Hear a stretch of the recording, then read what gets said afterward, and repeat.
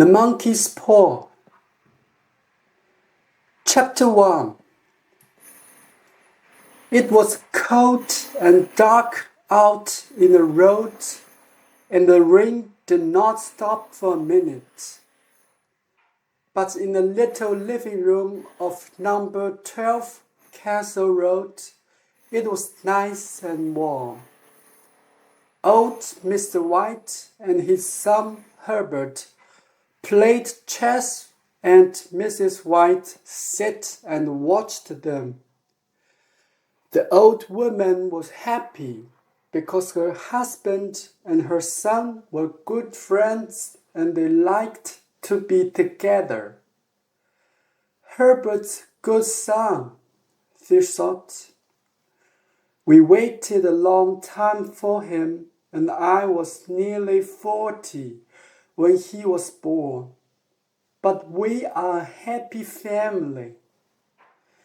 And old Mrs. White smiled. It was true.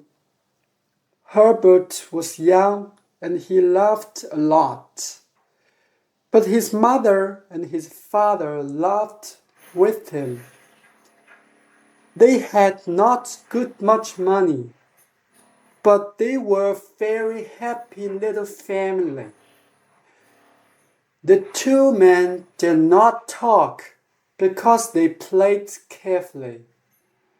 The room was quiet, but the noise of the rain was worse now, and they could hear it on the windows. Suddenly, old Mr. White looked up. "Listen to the rain," he said. "Yes, it's a bad night," Herbert answered. "It's not a good night to be out. But is your friend Tom Morris coming tonight?" "Yes, that's right. He's coming about 7 o'clock," the old man said. "But perhaps with rain." Mr. White did not finish because just then the young man heard a noise. "Listen," Herbert said. "There's someone at the door now." "I didn't hear a noise," his father answered. But he got up from his chair and went to open the front door.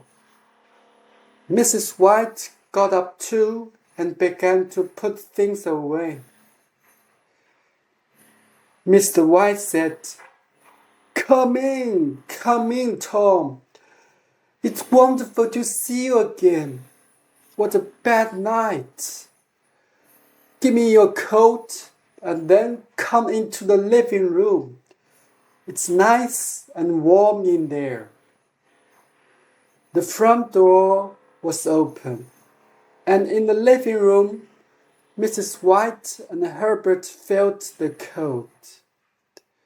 Then Mr. White came back into the living room with a big, red-faced man. "This is Tom Morris," Mr. White told his wife and son. "We were friends when we were young. We worked together before Tom went to India. Tom, this is my wife, and this is our son, Herbert." "Pleased to meet you," Tom Morris said.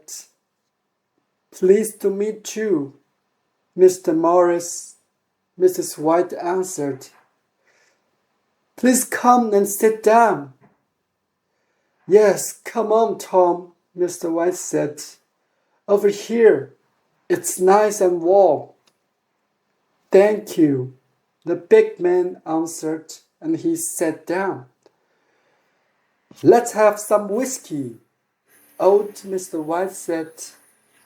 "You need something to warm you on a cold night."